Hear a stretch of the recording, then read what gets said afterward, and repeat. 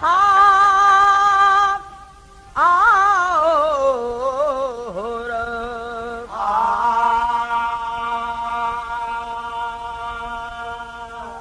चूक अनजान में जब्ती हो जाती है तो क्षमादान दोषी को मिल जाता है।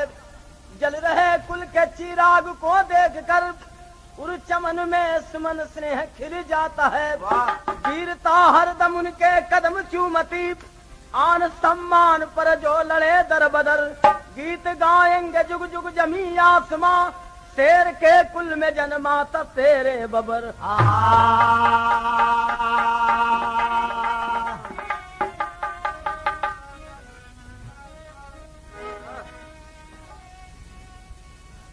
तर्ज है गजल में वही तर्ज में। अरे जिसके सर पे हाथ हरदम गौस समदानी का है। जिसके सर पे हाथ हरदम गौस समदानी का है। जिसके सर पे हाथ हरदम गौस समदानी का है। अरे जिसके सर पे हाथ हरदम गौस समदानी का है और जिंदगी का क्या भरोसा बुलबुला पानी का है। जिंदगी का क्या भरोसा बुलबुला पानी का है। जिंदगी का क्या भरोसा बुलबुला पानी का है। ये तो तर्ज है लेकिन कवि ने यहाँ पे वीरता की परिभाषा कहा है क्या। अरे फर्ज पे जीना या मरना वीरता की बोल है। फर्ज पे जीना या मरना वीरता की बोल है। फर्ज पे जीना या मरना वीरता की बोल है। अरे फर्ज पे जीना या मरना वीरता की बोल है और हीरा के पानी का जग में कीमत अनमोल है। हीरा के पानी का जग में कीमत अनमोल है। हीरा के पानी का जग में कीमत अनमोल है। तो वीरों कुरण में मरने की परवाह न होती। शाबाश बेटा। अरे वीरों कुरण में मरने की परवाह न होती।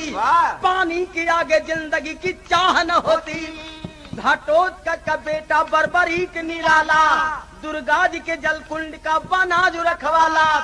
बनवासी बने पांडव जुए में हार कर आए वहीं पर एक दिन घूमत विचार कर। भीम के लड़का घटोत्कच के लड़का रहल बर्बरीक। बर्बरीक जंगल में माई दुर्गा के प्रताप से बढ़त रहल और संजोग से जब पांडवन के वनवास में वही जंगल में घूमत आगे लग तो जंगल में बर्बरीक माई दुर्गा के मंदिर और पोखरा के रखवाली करते रहते। पांडव लोग उसी जंगल में डेरा डाल देते हैं। अब पांडवन में भीम प्यासा लहलन तब प्यासे भीमसेन जो पानी को तलाशे पीने न दिया बर्बरीक भीम उदासे।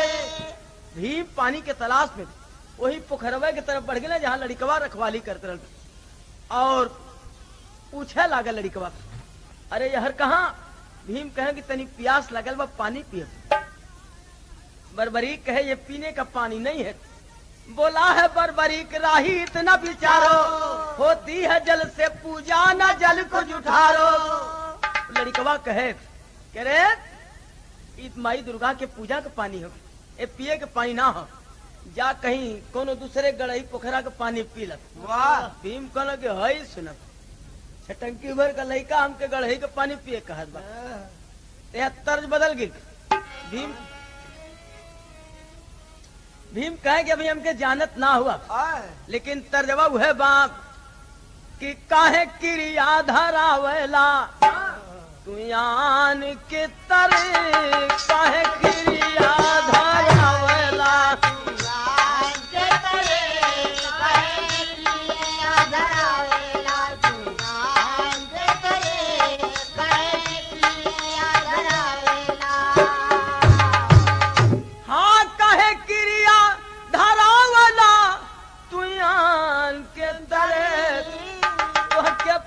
पुतरी में राखिला परान के तरह तोहके पुतरी में राखिला परान के तरह तोहरे पुतरी में राखिला परान के तरह तोहरे पुतरी में राखिला। वाह तर्ज यही हो। सिनेमा वाले कभी कभी भोजपुरी धुन से रिसर्च करके निकालेलन तू का कहलन कि लइके जुल्मी जवनिया कहाँ जाई हो लइके जुल्मी जवनिया कहाँ जाई हो लेके जुल्मी जवनिया कहाँ जाई हो लेके जुल्मी जवनिया।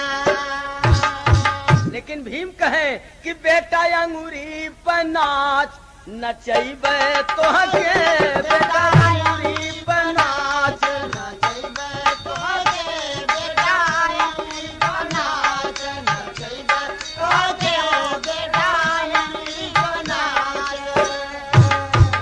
अरे मानव न बचनिया पहले पिए दपनिया अरे पीछे अपन परिचय बतैबे तोहके बेटा अंगूरी पर नाच नचैबे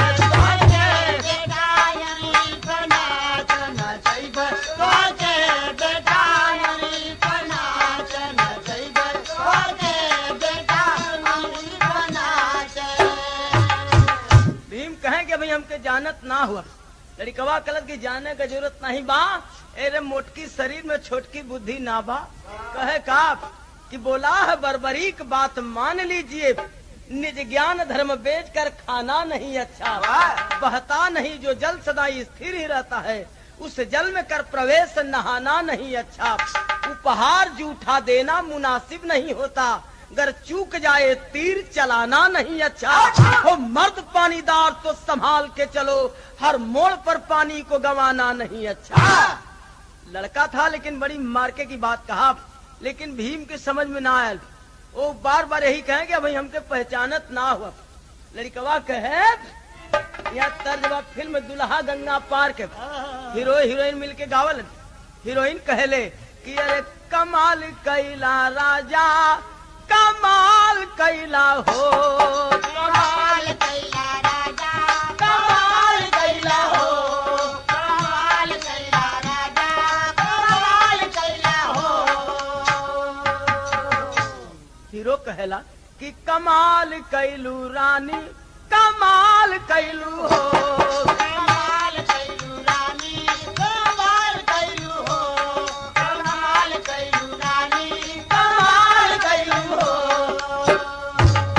लेकिन लड़कवा कहे भीम से कि गुमान कैला दादा गुमान कैला हो गुमान कैला दादा गुमान कैला हो गुमान कैला दादा गुमान कैला हो। अरे बात बात में बढ़ती बातें ले बतिया माली हर के दिन पोखरा में तुहके पिया देव पानी गुमान कैला दादा गुमान कैला हो गुमान कैला दादा गुमान कैला हो गुमान कैला दादा गुमान कैला हो।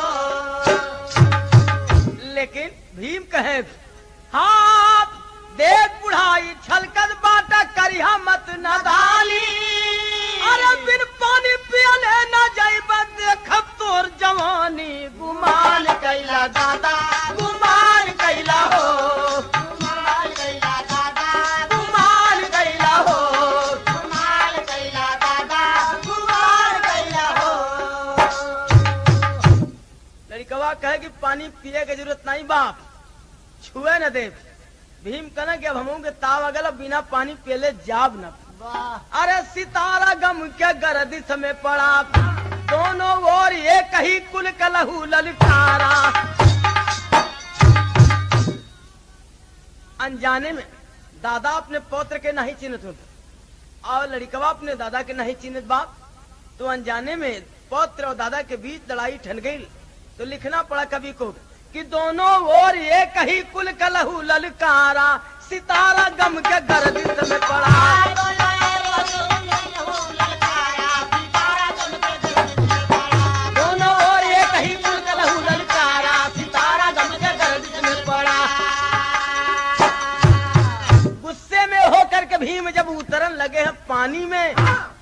नहीं बरबरीक बोला लागी याग जवानी में।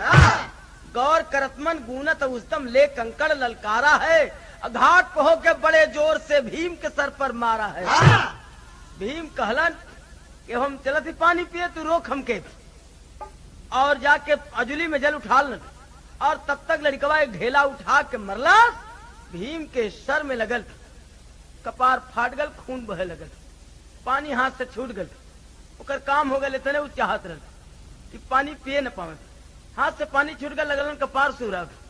और यहाँ पे तरज बदल गई, तरज उबा कि बिहार के रामायणिया लोग, बिहार के मुंगेर जिला वाले जब बैजनाथ धाम चलल तो पियरका कुर्ता, केसरिया कुर्ता, केसरिया धोती, केसरिया गमछी, वाह सब कुछ केसरिया केसरिया पहिर के और कांवर ले लन तो गावत चलन का वाह भैया कि हरे बांस के कांवर भैया, हरे बांस के कांवर भैया, लाली रंग कंवरिया है, जान जान नाही छोड़ब बाबा के पैरिया है, जान जान नाही छोड़ब बाबा के पैरिया है, जान जान नाही छोड़ब बाबा के पैरिया है, जान जान।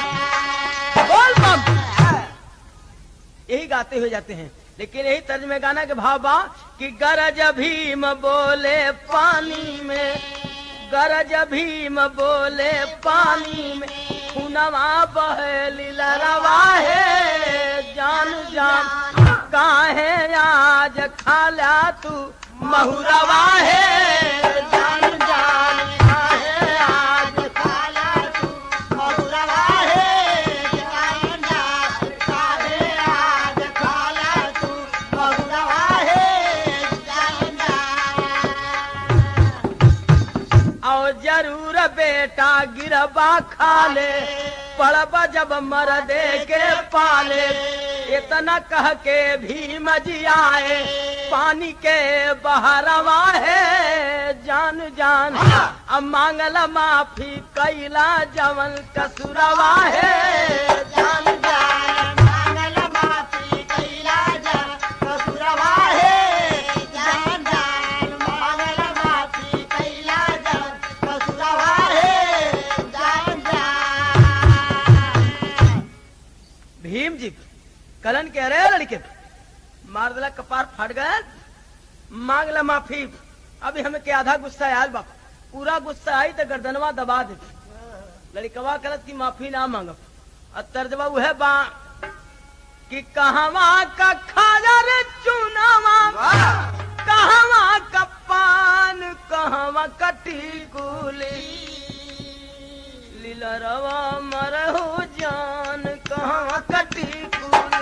दिलरवा मर हो जान कावा गटी कूली, दिलरवा मर हो जान कावा गटी कूली। अरे बरबरी का बोला नहीं, चाहे क्षमदान, मर्द का पानिया, मर्द का पानिया, गवैब नहीं हो शान, मर्द का पानिया, नहीं हो शान मर्द का पानिया, गवैब नहीं हो शान। मर्द का पानिया।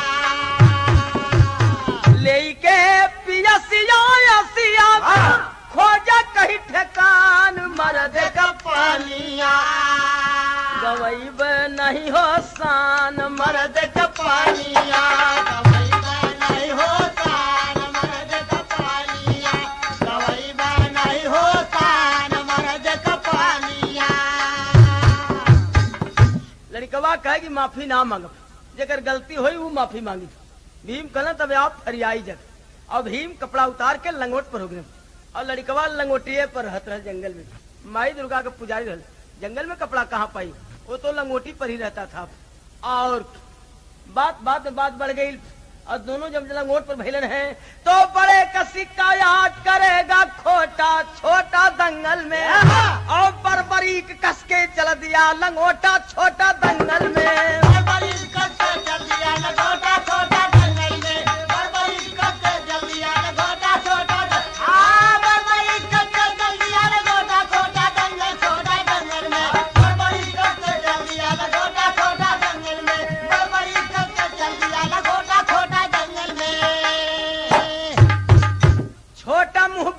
बातें करता भीम जी ने तरे रे हो। अब बात लगोटा भीमसेन तब बरबरी का को घेरे हो। अरे बरबरी की तब मारा दांव का सोटा छोटा दंगल में, अब गिरे भीम जैसे लकड़ी का बोटा छोटा दंगल में। गिरा भीम लकड़िया का जैसा बोटा छोटा दंगल में, गिरा भीम लकड़िया का जैसा बोटा छोटा दंगल में। भीम जब नहीं रेलन लड़िकवा मरलस चपरास भद दे गिर गिलन। इसीलिए कहा है कि छोटा मुंह पर बातें करता भीम जी ने तरे रे हो। अब बात लगोटा भीमसेन तब बरबरी के को घेरे हो। अरे बरबरी के तब मारा दांव का सोटा छोटा दंगल में, अब गिरे भीम जैसे लकड़ी का बोटा छोटा गिरा भीम लकड़िया का बोटा छोटा दंगल में, गिरा भीम जैसा लकड़ी का बोटा छोटा दंगल। गिरा भीम जैसा लकड़ी का बोटा छोटा दंगल, छोटा दंगल में। गिरा भीम जैसा लकड़ी का बोटा छोटा दंगल में, गिरा भीम जैसा लकड़ी का बोटा छोटा दंगल में। भीम जब गिर गिरन भद दे बड़ा चिंता में भिलन, ये तो धोखा हो गया। अरे उठे भीम तब धूर झारी के, और करे भीम बन में ललकार, ठोक तालु बरबरी का बोला अब की नाही खर तुहार भीमसेन मुल्तानी मारे। दांव पेच यहाँ पर हो रही है। और दांव पेच का नाम सुने कौन कौन दांव मारे हैं भीम। अरे भीमसेन मुल्तानी मारे, सात चरखी बचा जुझार, निकास पर जब भीम उठाए, बरबरी का दिया पहरा मार, सखियो काला जंग बाकुड़ी, करे भीम जी वाट पवार, दौड़ भीम जी गदा उठाए।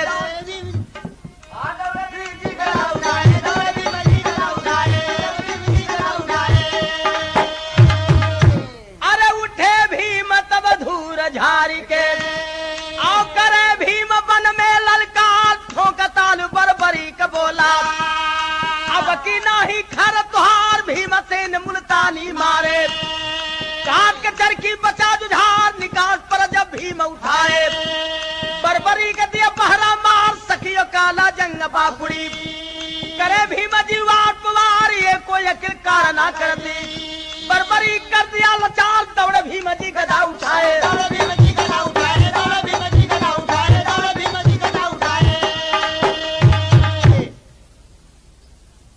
बार बार दांव पेच करते करते भीम थक जाते हैं, लेकिन लड़िकवा के पैबे ना करे, जहां से पकड़े वहां से सरक जाए।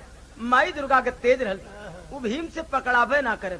और जब लड़िकवा मारे तो भीम बार बार गिर जा, बड़ा चिंतित भिलन कैसे लड़ के पार न पाई। लड़िका हो लड़ने से पार न पाए, ले आई गदा मारा बेका गदा में पचकी जाई है। हाय है अरे दौड़ भीमसेन लेके गदा थवा में, और मनवा में बरबरी के जागल बंजो, अरे झटपट उठा के धोबी पाट पर फिर पटका, भुइया गिरत भीम भाई बेहोश, जी पसरी गईल धरती के ऊपर, और फिर भी जवनवा का घटल नहीं रोक। अरे मनवा में सोच लागल बरबरी का अपने, रही है न बैरी नहीं होई फिर दोस्त, और बैरी के लिए चल के याद सागर में बहाई भीम को उठा के चल दिया है खामोश। भीम जी गदा लेके दौड़लन, और एक हाथे गदा ले खलिवा हथवा पागल, अब पागल लुलुहवा जब चढ़ा के धोबिया पाट पर मरलस चारों खाना। अब की पारी न जानी कहाँ घाव लगल कि बेहोश हो गई। लड़िकवा कहलत कि एदा के उठौले ले चले इनके समुद्र में फेंकब। बड़ा प्यासा लहलत, अथा पानी में मजे में चल के चबकोरिया मार, लगौलस गर्दन में हाथ, एक हाथ गर्दन में एक लंगोट में लगा के तान दिलस, और लेके जा रहल बा समुद्र में फेंके के लिए भीम के। हाय तबले शंकर जी गयाई, तबले शंकर जी गयाई, कहने लगे बात समझ आई बचवा, बचवा माना मोर कहनवा चलत की बेरिया। बचवा माना मोर कहनवा चलत की बेरिया, बचवा माना मोर कहनवा चलत की चलत की बेरिया, चलत की बेरिया, चलत की बेरिया। बचवा माना मोर कहनवा चलत की बेरिया, बचवा माना मोर कहनवा चलत की बेरिया। भीम जी के बरबरी को उठौले बाप, तबले शंकर जी आ गए। कहना गे बचवा आई कहाँ ले आते बाप? कहना हर जा बाबा बड़ा परेशान के ले चले समुद्र में फेंके के। कहना तने को बात सुन बाप। कहा बाबा? अरे कहा तल्ले तल्ले कब ले सुन बाप, तनी भूई रखदा हमार बतिया हो रहा जी फिर उठा लिया। कहना तू कहा हम थकब ना ऐसा तू चटे और उठौले रह, मैं दुर्गा के तेज बाप। कहना नाम मन बा तो सुना, पांडवन का नाम सुन ले हुआ? कहना कि बारे बाबा अरे पांडव लोग तो हमारे दादा हुन, अब पांडवन में भीम बलि बड़ा वीर हुन गदाधारी, वह हमारा असली दादा हुन। कहना कि देखले हुआ दादा के? कहना देखले नहीं, सिर्फ नाम सुन ले ही, कभी दर्शन हो जा तो जीव कृतार्थ हो जाता। भगवान शंकर कहलन कि दर्शनवा करवा दादा के। कहना कि अरे नेकी और पूछ पूछ। कहे तो कहला दर्शन अपने दादा के कि जिसे फेंकने जाते हो सागर में भर मुस्कान, यही पितामह है तेरे बलि भीमसेन बलवान। तो पांडव कुंती का लला नवा चलत की बेरिया, पांडव कुंती का लला नवा चलत की बेरिया, पांडव कुंती का लला नवा चलत की बेरिया। चलत की बेरिया, चलत की बेरिया, चलत की बेरिया। पांडव कुंती का लला नवा चलत की बेरिया, पांडव कुंती का लला नवा चलत की बेरिया। अरे बचवा जी के समुद्र में फेंका जात हुआ ना, यह भीम हुवन। तनी कहला दर्शनवा, हाथ ढीला पड़ गल और पैर पकड़ के भीम से इनके बालक कर बिलाप। कहीं साना मिली है हमके कैली भारी पाप, तो बतिया बेध जैसे बनवा चलत की बेरिया, बतिया बेद जैसे बनवा चलत की बेरिया, बतिया बेद जैसे बनवा चलत की बेरिया। हाय अब चलत की बेरिया, हाय अब चलत की बेरिया, हाय अब चलत की बेरिया। बतिया बेद जैसे बनवा चलत की बेरिया, बतिया बेद जैसे बनवा चलत की बेरिया। पैर पकड़ के रोने लगा। दादा बड़ी भूल होगी, हम पहचान ली ना आपके।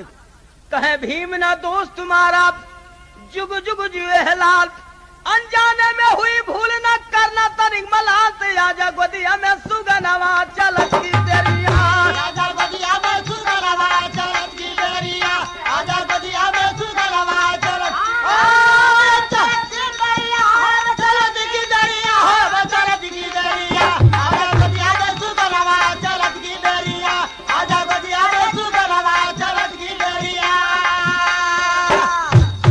बड़े प्यार से भीम अपने बच्चे को उठा लेते हैं और गुरु बिहारी, गुरु गणेश, गुरु रामलाल मोरबा का, स्वर्ग चंद्रिका कवि बच्चन का विजय पताका, सितारा गम के गर्दिश में पड़ा, राम तो कवि रामा के सारथ का सहारा, सितारा गम के गर्दिश में पड़ा।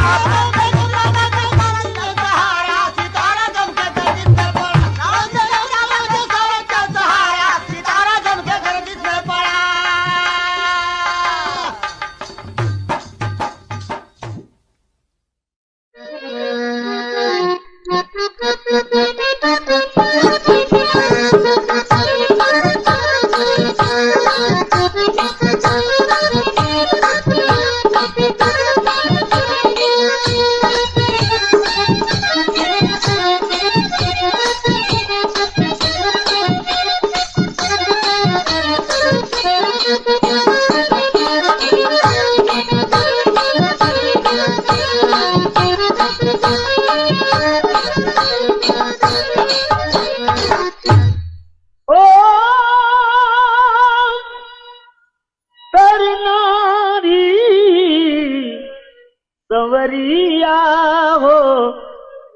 बोले बाबा जोगिया हो राजा जयचंद महाराज रहे कन्नौज के सिरताज, सुता संयोगिता के रचे स्वयंवर भूप। लेके पत्रिका लगे लिखावन पंडित जी को बुलवा कर, लिख के पत्रिका लगे भेजने देश देश के भूप्रखर।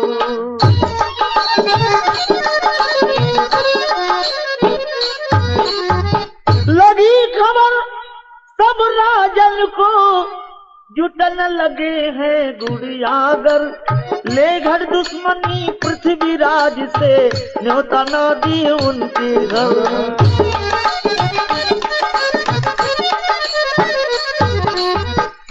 लगे नीक ना संयोगिता को जयचंद का व्यवहार, लज्जा बस कुछ कह न सके, पर रहा उन्हीं से प्यार। अरे नैनों में पृथ्वीराज बस गए, छत्री वंश विभूषण दिल्ली के सिरताज, नैनों में पृथ्वीराज बस गए। छत्री वंश विभूषण दिल्ली के सिरताज, नैनों में पृथ्वीराज बस गए। छत्री वंश विभूषण दिल्ली के सिरताज, नैनों में पृथ्वीराज बस गए। ओ जीवा ओ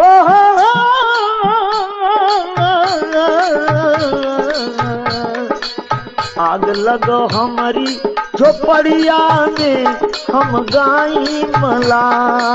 आग लगो हमारी झोपड़िया में हम गाई मला। आग लगो हमारी झोपड़िया में हम गाई मला। हाँ जरा भाव है, सुता जयचंद के रे भवनवा, लड़की करेले गुणनवा, सजनवा यही है कि नहीं।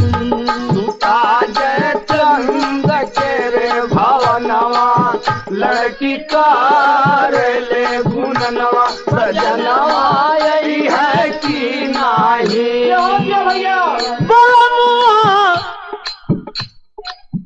आई है कि नहीं हो क्यों रहा, आई है कि नहीं।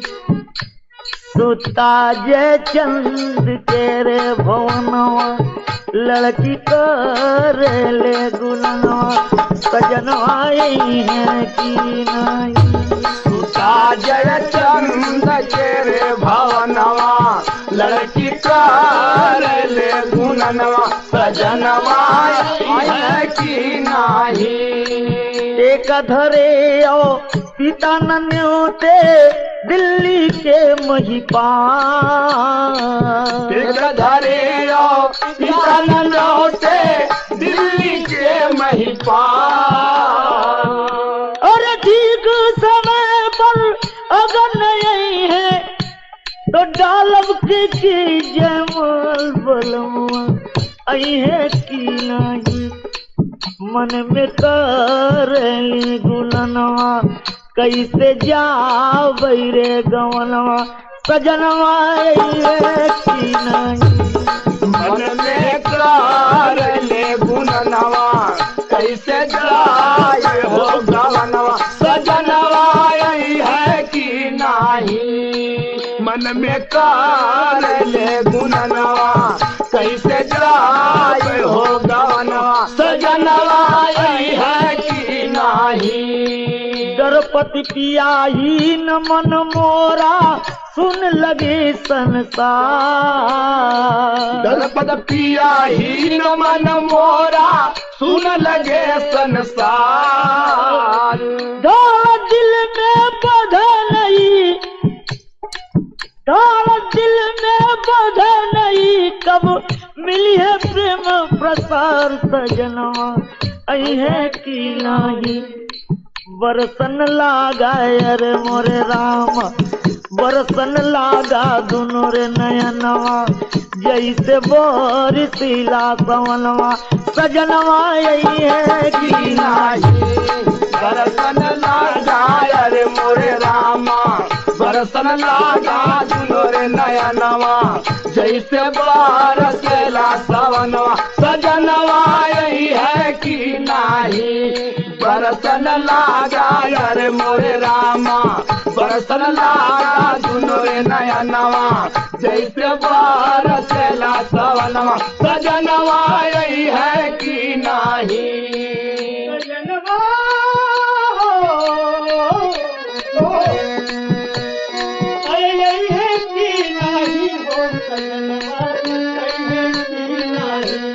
बरसन लागा रे मोरे रामा बरसन लागा दुनो रे नया नवा जैसे बरसेला सवनवा सजनवा यही है कि नाही बरसन लागा रे मोरे रामा बरसन लागा दुनो रे नया नवा जैसे बरसेला सवनवा सजनवा यही है कि नाही ले तत्काल रथी रथहाली भूप बजावे कस की ताली नैनों में पृथ्वीराज बस गए सजवा सजा गयल जैसन रखले रिवाज नैनों में पृथ्वीराज बस गए सजवा सजा गयल जैसन रहले रिवाज नैनों में पृथ्वीराज बस गए सजवा सजा गयल जैसन रहले रिवाज नैनों में पृथ्वीराज बस गए साफ रहा सोने का मूर्ति पृथ्वीराज के रूप बनल सभी लोग के रखे सामने दरवाजे पर गई रखल सभी भूख मन गूनल लागे अपने दिल में हो अनल सभी भूख मन विचार करते पृथ्वीराज के शान गटल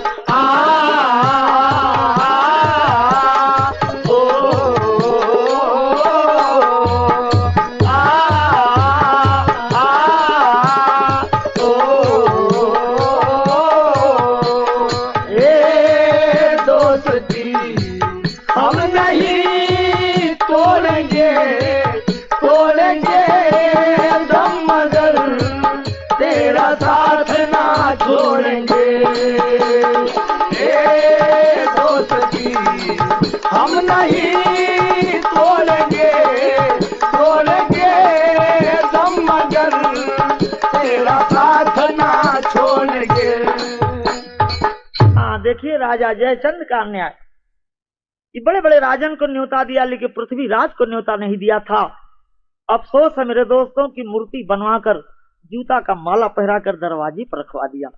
जितने वीर थे भड़क गए कि जल्दी मूर्ति हटाओ इतना भारी वीर का बेइज्जती मत करो। तब तक राजा जयचंद महल में जाकर अपने बेटी को जयमाल देकर कहता है जल्दी चल नहीं कुल मिलो है चौपट। तो लड़की कैसे आ रही है आँखी में तो गजरा हाथों में लिए गजरा की ओढ़निया चमकीला ओढ़निया चमकीला चाल चल लिमोहनिया की जवनिया चमकीला ओ जवनिया चमकीला चाल चल लिमोहनिया की जवनिया चमकेला ओ जवनिया चमकेला चाल चल लिमोहनिया की जवनिया चमकेला ओ जवनिया चमकेला रहिया में चले गोरी चाल मस्तानी रहिया में चले गोरी चाल मस्तानी रहिया में चले गोरी चाल मस्तानी लखला समाज भूप सब सिनतानी हो सब सिनतानी कोई नहीं देखे उनके अरे माथे कटी कुलिया की पैजनिया छमकेला पैजनिया छमकेला चाल चलली मोहनिया जी जवनिया झलकेला ओ जवनिया झलकेला चाल चलली मोहनिया की जवनिया झलकेला ओ जवनिया झलकेला अरे बिहता बिलो के अपने प्यारे की सूरतिया, बिलो के अपने प्यारे का सूरतिया, बिलो के अपने प्यारे का सूरतिया। अगवान आवे उनके राजा का मुरातिया हो दुल्हा का सूरतिया। अरे भाई परेशान दिल में सूरत नमान की जवनिया चमकीला, जवनिया चमकीला, चाल चलनी मोहनिया की जवनिया चमकेला, ओ जवनिया चमकेला, चाल चलनी मोहनिया की जवनिया चमकेला, ओ जवनिया चमकेला।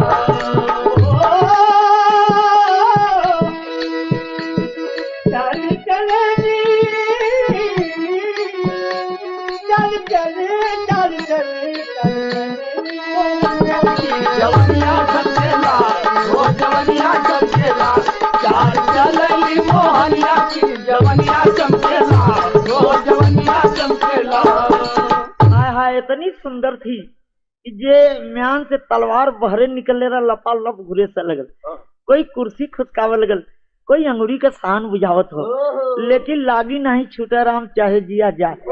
हजारों में एक का तलाश रहल केकर की तबूत देख प्यारी नजर घुमाई, इधर उधर देख प्यारी नजर घुमाई, इधर उधर देख प्यारी नजर घुमाई।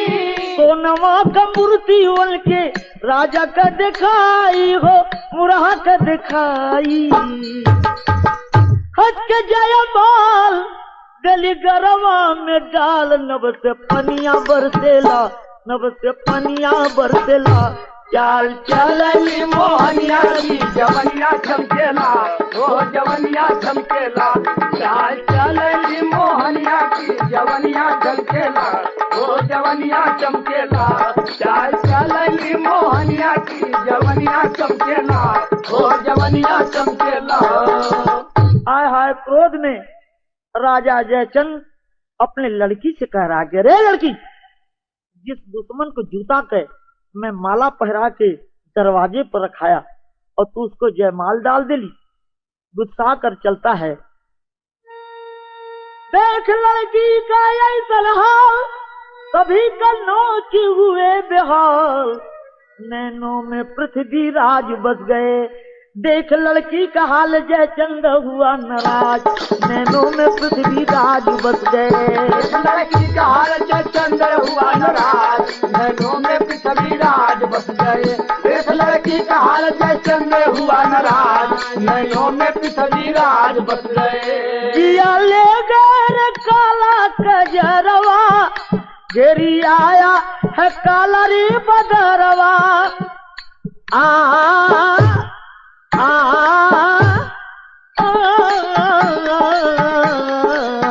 देख लड़की का हाल जयचंद हुआ नाराज, नैनों में पृथ्वी राज बस गए। देख लड़की का हाल जयचंद हुआ नाराज, नैनों में पृथ्वी राज बस गए।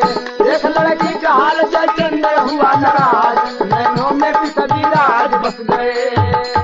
हाय हाय जब मारने के लिए चला तो पृथ्वी राज को निमंत्रण नहीं था। देखते हैं कि जब लड़की जयमाल मेरे मूर्ति में डाल दी तो क्रोध में कहते हैं कि रुक जाओ, अभी पृथ्वी राज जिंदा है, मरा नहीं है। और यही कहकर चलते हैं।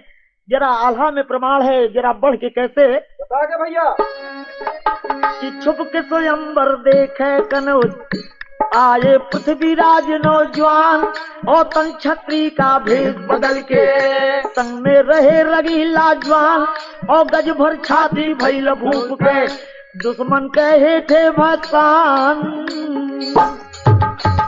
अरे कन्या जय माला देली गरबा में डाली, कन्या जय माला देली गरबा में डाली, कन्या जय माला देली गरबा में डाली।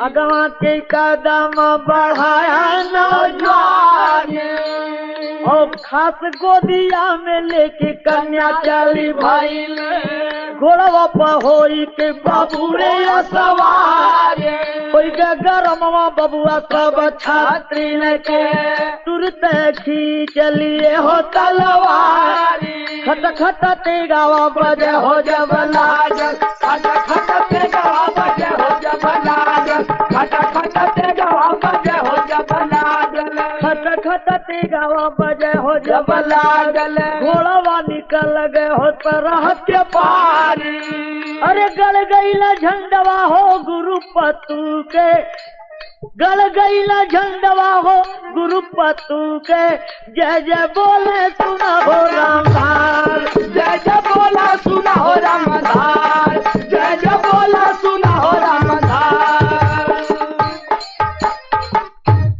नारी ब्रह्मा को ना माने दुश्मन बैरी न पहचाने नैनों में पृथ्वी राज बस गए राम दुलार के आगे महावीर कैलाश नैनों में पृथ्वी राज बस गए राम दुलार के हाथ महावीर कैलाश नैनों में पृथ्वी राज बस गए राम दुलार के हाथ महावीर कैलाश नैनों में पृथ्वी राज बस गए संयोगिता के रचे स्वयंवर भूत काशी पुल्लू गाँव में रेडियो से कुप्तान मिला में सुन के अलाप शायर कितने हो गए चूप